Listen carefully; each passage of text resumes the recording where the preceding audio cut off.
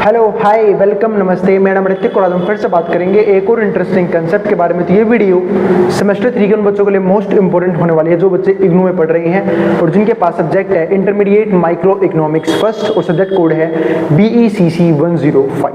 तो चलिए शुरू करते हैं आज की वीडियो को। और आज हम बात करेंगे यूनिट नंबर 6 के बारे में, है ना, क्योंकि यहाँ पे हम यूनिट वाइज पढ़ते हैं। यूनिट नंबर 6 है क्या? Cost function. ब्लॉक नंबर 2 हमारा स्टार्ट हो चुका था जिसमें हमने प्रोडक्शन टॉपिक को ऑलरेडी डिस्कस कर लिया है और उम्मीद है आप लोग हर एक चैप्टर को, हर एक यूनिट को टॉपिक वाइज ही देख रहे हो, ठीक है। और जो भी बच्चे इस वीडियो कॉलेज अड्डा पे देख रहे हैं तो इग्नू अड्डा का लिंक मैं डिस्क्रिप्शन में डाल चुका हूँ, तो वहां जाके उसको भी सब्सक्राइब कर लेना क्योंकि इग्नू की वीडियोज वहीं पे आगे जाके सारी जो है मिलेंगी आप लोगों को, ठीक है। तो चलो अब देखते हैं। और इस कंप्लीट सीरीज के नोट्स भी ऑलरेडी प्रिपेयर हो चुके हैं with important question answer PDF। जिन बच्चों को नोट्स परचेज करने हैं वो इस नंबर पर जाए 9667836003 में व्हाट्सएप करके नोट्स भी ले सकते हैं। अब हम चालू करते हैं कंसेप्ट। हम बात कर रहे हैं किसके बारे में? कॉस्ट मिनिमाइजेशन के बारे में, कि कॉस्ट मिनिमाइजेशन होता क्या है ना। तो सिंपल सी चीज है कॉस्ट मिनिमाइजेशन, इसको हम डिस्कस करने वाले हैं।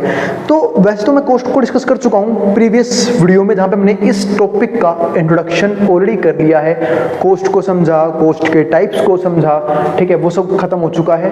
अब हम बात करेंगे कॉस्ट मिनिमाइजेशन के बारे में, लेकिन किस प्रकार से एक बिजनेस, एक प्रोड्यूसर अपने कॉस्ट को मिनिमम करके अपने प्रॉफिट को मैक्सिमम कर सकता है। क्योंकि हम सब जानते हैं कॉस्ट मिनिमाइजेशन बहुत इंपॉर्टेंट होता है एक बिजनेस के लिए, क्योंकि ये वो इफेक्टिव तरीका है जिसके जरिए एक प्रोड्यूसर अपने प्रॉफिट को मैक्सिमम कर सकता है ना। आप लोगों को याद होगा ही कि जो रिवेन्यू है वो हमेशा कैसे निकलता है, जो प्रॉफिट हमेशा कैसे निकलता है, रिवेन्यू माइनस में कॉस्ट। तो जितना ज्यादा डिफरेंस होगा, यानी कॉस्ट जितना कम होगा, रिवेन्यू जितनी ज्यादा होगी, उतना ज्यादा ही एक प्रोड्यूसर प्रॉफिट जनरेट कर सकता है। तो अब देखते हैं कॉस्ट मिनिमाइजेशन किस तरीके से कर सकते हैं और कैसे ग्राफ की हेल्प से हम इसे समझ सकते हैं। It simply means to produce a specified output at the minimum cost. इस बात का मतलब ये होता है कि हम यहाँ पे जो भी आउटपुट प्रोड्यूस कर रहे हैं वो मिनिमम कॉस्ट पे प्रोड्यूस करें, उसको हम क्या बोलते हैं? Cost minimisation. This in turn result from employment of a mix of factors, जहां पे हम अलग अलग तरह के फैक्टर्स को यूज करते हैं प्रोडक्शन करने के लिए और इनपुट्स को, show that the desired level of output is produced at least cost, ताकि जो भी डिजायर्ड लेवल ऑफ आउटपुट है कि जो भी हम आउटपुट का लेवल अचीव करना चाह रहे हैं वो अचीव हो, वो प्रोड्यूस्ड हो एट लीस्ट कॉस्ट, कम से कम कीमत पे। कंसीडर अ प्रोडक्शन फंक्शन, मान लो कोई भी प्रोडक्शन फंक्शन है given by Q equals to FKL। ये प्रोडक्शन फंक्शन है जहां पे Q क्या है? आउटपुट का लेवल, यानी कि क्वांटिटी कितनी एक प्रोड्यूसर प्रोड्यूस कर रहा है, K क्या है? कितना कैपिटल यूज कर रहा है, और L क्या है? कितनी लेबर यूज यहाँ पे हो रही है। Where Q is the output produce by employing inputs K and L, जहां पे Q क्या है? कोई भी आउटपुट जो प्रोड्यूस किया जा रहा है बाय एम्प्लॉइंग इनपुट K और L, जहां पे K और L की इनपुट की हेल्प से एक चीज की जा रही है एट गिवन पर यूनिट पे। Factor prices are R and W।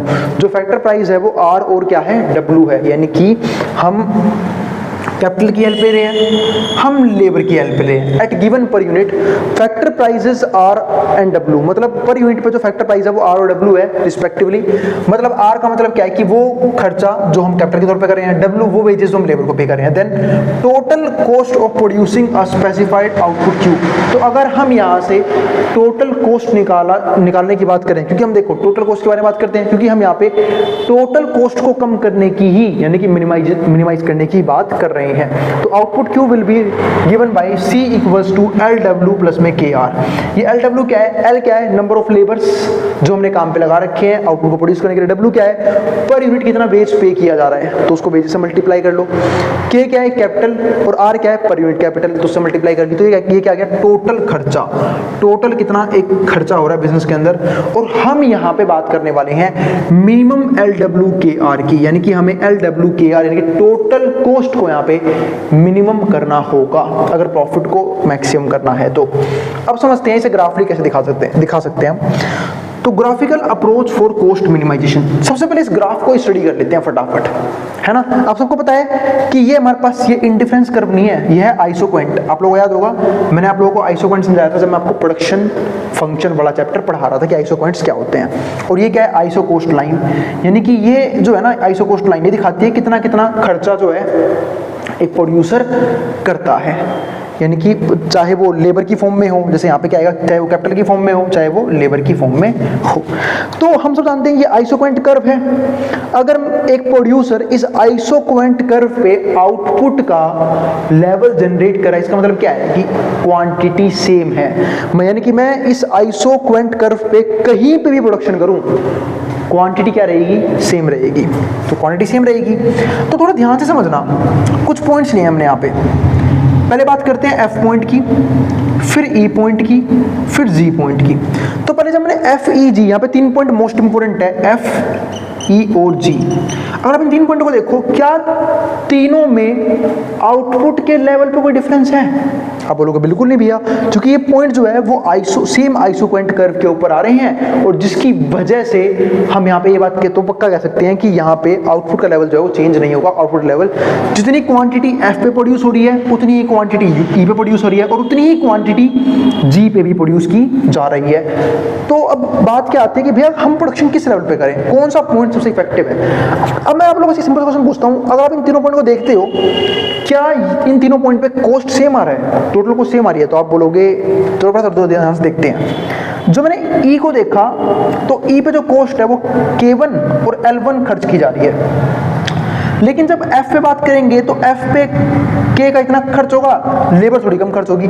मतलब मैं कह सकता हूं कि जो एफ है उस पे कहीं ना कहीं कॉस्ट ज्यादा आ रही है। क्यों? क्योंकि जैसे ही आइसो कोस्ट लाइन शिफ्ट करेगी, आइसो कोस्ट लाइन शिफ्ट करने का मतलब क्या है कि प्रोड्यूसर ने अपना बजट इंक्रीज कर लिया है। यानी कि इस ए बी लाइन पे एक प्रोड्यूसर का सबसे कम खर्चा हो रहा है, इस ए डैश बी डैश पे उस ए बी लाइन से ज्यादा खर्चा किया जा रहा है, और ये जो ये है ए डबल डैश और बी डबल डैश की लाइन, इस पे सबसे ज्यादा खर्चा हो रहा है प्रोड्यूसर का। यानी कि यहाँ पे कम, यहाँ पे उससे ज्यादा, और यहाँ पे सबसे ज्यादा। तो अगर मैं इन पॉइंट्स को ध्यान से समझूं तो मैं कह सकता हूं कि जो भाई ई पॉइंट है इस पे सबसे कम खर्चा किया जा रहा है, एफ पे ज्यादा खर्चा हो रहा है, और जी पे तो सबसे ज्यादा खर्चा हो रहा है। क्यों? क्योंकि ये सबसे बड़ी कॉस्ट लाइन के ऊपर है, आइसो कॉस्ट लाइन के ऊपर, यानी कि जहां पे कंज्यूमर अपना सबसे ज्यादा बजट यूज कर रहा है एज कंपेयर टू बाकी बची दो लाइनों से। तो एक समझो, ये प्रोड्यूसर बेवकूफ नहीं है, ये प्रोड्यूसर भी बेवकूफ है, ये सबसे बढ़िया है। क्यों?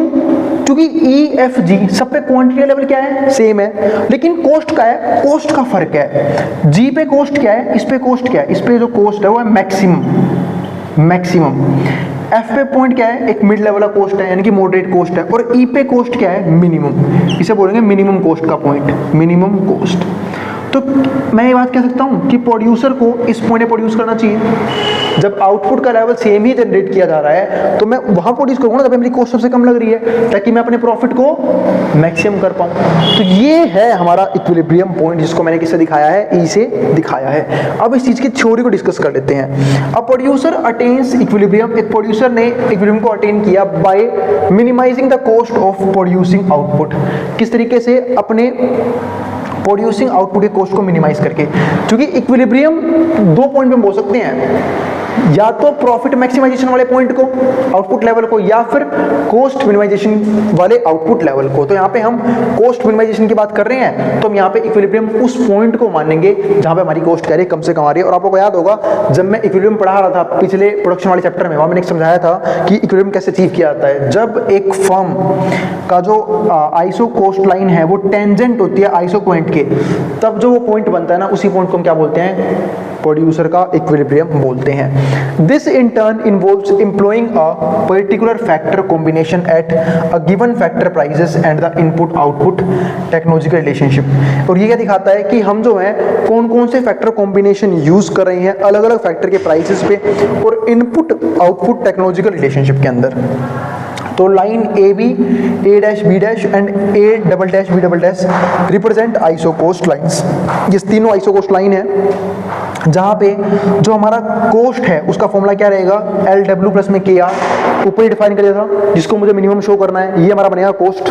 ठीक है, एल डब्ल्यू प्लस में के आर, यहाँ से के की वैल्यू क्या आएगी, सी अपॉन आर माइनस में डब्ल्यू अपॉन आर एल।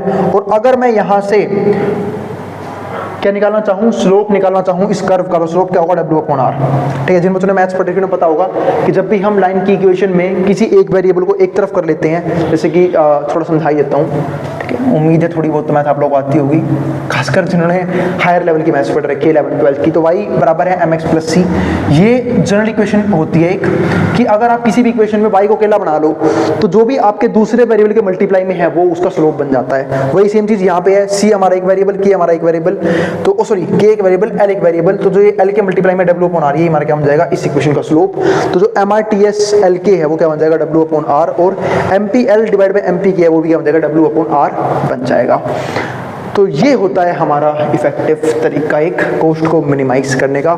ग्राफली भी समझा दिया है और थ्योरी वाइज भी समझा दिया है। उम्मीद है आपको टॉपिक समझ में आ गया। और ध्यान रखना, मैं ग्राफ की जो एक्सप्लेनेशन देता हूँ आपको एग्जाम में वो एक्सप्लेनेशन लिख के भी आनी है अच्छे तरीके से, है ना। लिख लोगे ना आप लोग? चलो उम्मीद है आप लोग लिख लोगे, इंटेलिजेंट तो हो ही इतने सारे, ठीक है। अब आगे लिखते हैं, एक्सपेंशन पाथ के बारे में बात करते हैं कि कैसे एक्सपेंशन की जा सकती है अपने कोस्ट को मिनिमाइज रखते हुए। तो अब एक क्वेश्चन आता है, how does the cost minimizing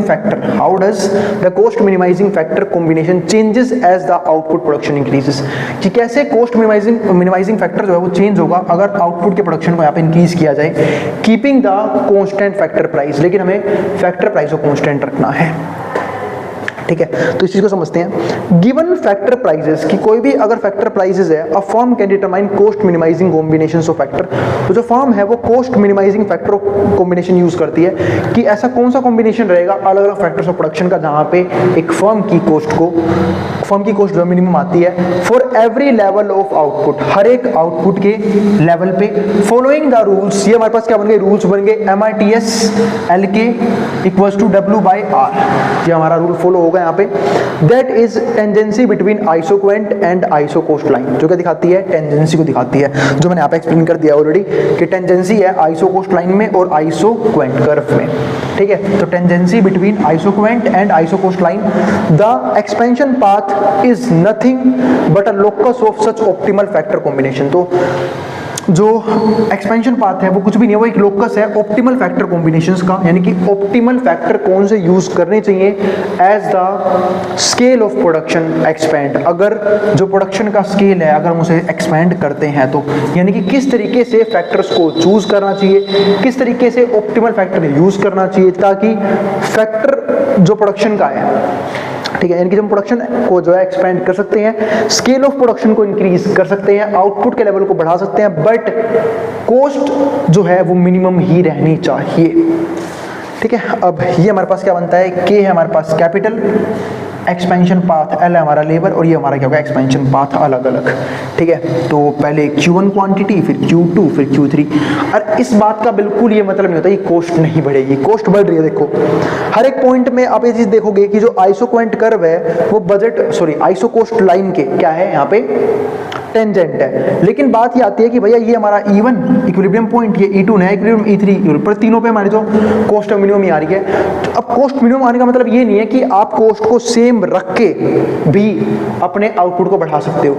output को बढ़ाते वक्त आपके कॉस्ट में चेंज जरूर आएगा, एक बिजनेस के, एक प्रोड्यूसर के कॉस्ट में चेंज तो आएगा ही जब आउटपुट को बढ़ाएगा, ठीक है, पर वो चेंज मिनिमम आना चाहिए, है ना। जैसे कि भाई मान लो मिनिमम पॉइंट ये है, अब हमेशा मिनिमम पॉइंट ये रहे, मिनिमम कॉस्ट ये रहे, जरूरी थोड़ी ना है। वो जब है जब हमें सेम लेवल पे आउटपुट प्रोड्यूस करना है, ठीक है।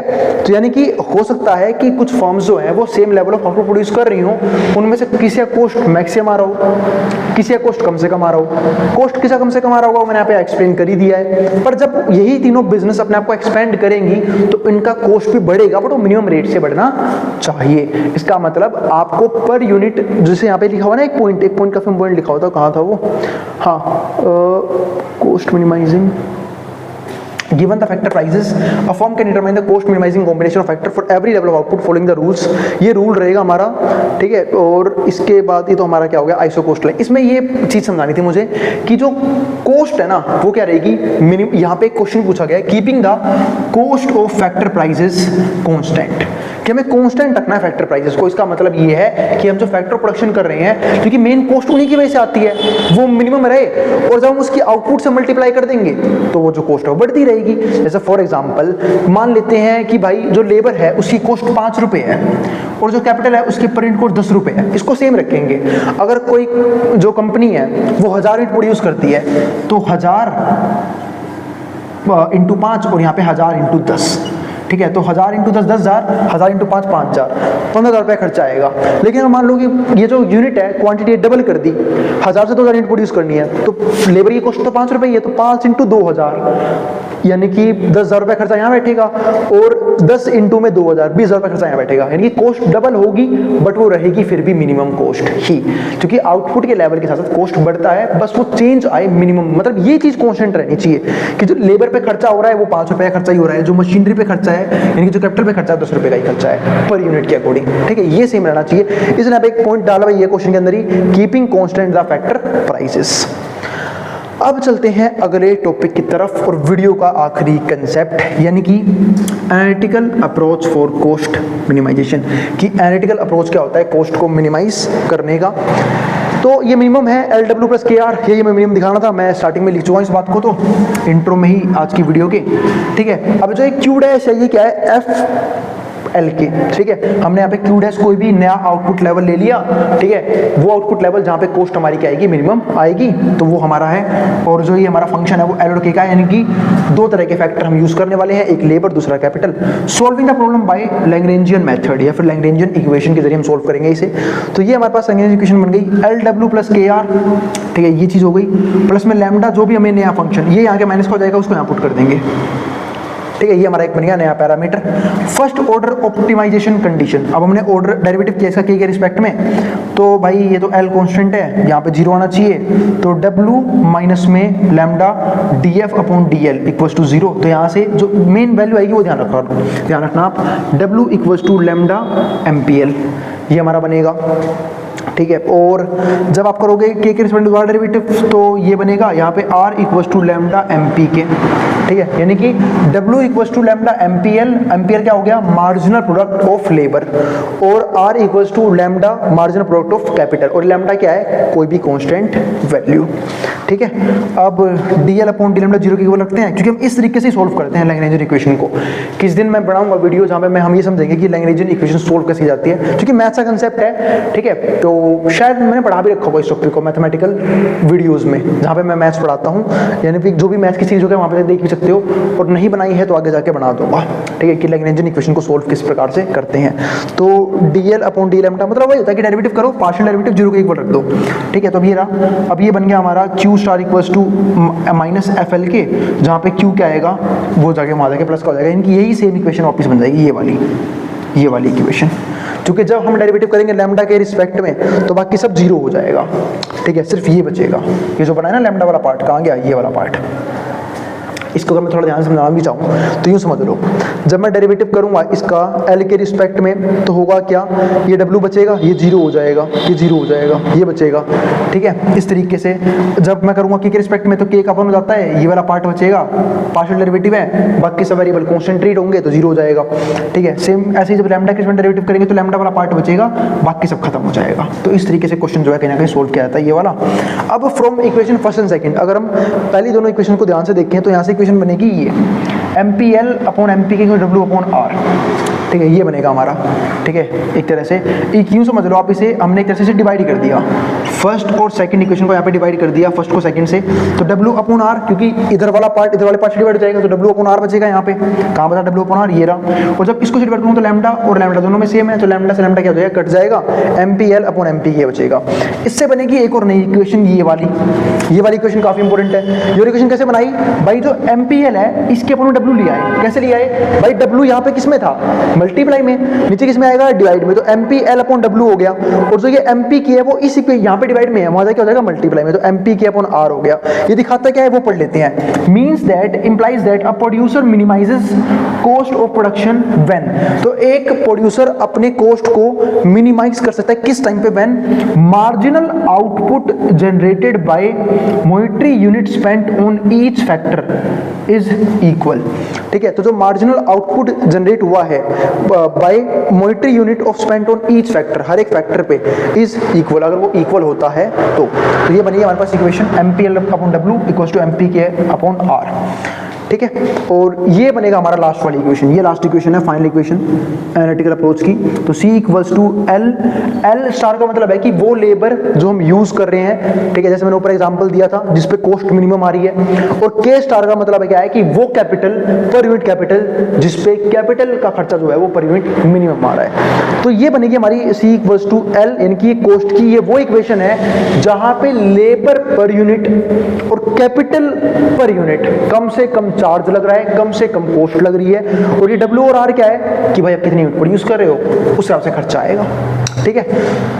तो ये हो गया हमारा कंप्लीट टॉपिक जहां पे हमने डिस्कस किया कॉस्ट मिनिमाइजेशन को। सबसे पहले हमने ये डिस्कस किया, फिर हमने ये डिस्कस किया कि कैसे कॉस्ट मिनिमाइजेशन रखते हुए हम एक बिजनेस को एक्सपेंड कर सकते हैं ताकि प्रॉफिट तो बढ़े बट कॉस्ट ज्यादा ना बढ़े, कॉस्ट सेम रेट से बढ़नी चाहिए, ही कॉस्ट मिनिमम ही रहना चाहिए। और लास्ट में डिस्कस किया एनालिटिकल अप्रोच को। उम्मीद है आपको सारे टॉपिक समझ में आ चुके हैं। फिर भी किसी भी प्रकार का डाउट, कोई भी क्वेरी बच जाए, आप कमेंट बॉक्स में कमेंट कर देना, मैं उस क्वेरी को सोल्व करने की पूरी कोशिश करूंगा। अब हम मिलेंगे अगली वीडियो में जहां पे हम बात करेंगे इसके नेक्स्ट कंसेप्ट के बारे में। अब इसको जो उतारना है उतार सकता है, मैं हटा रहा हूं बोर्ड के सामने से। नोट्स के लिए आप इस नंबर पर नोट्स भी ले सकते हैं, अब इसको जो उतारना है वो उतार सकता है।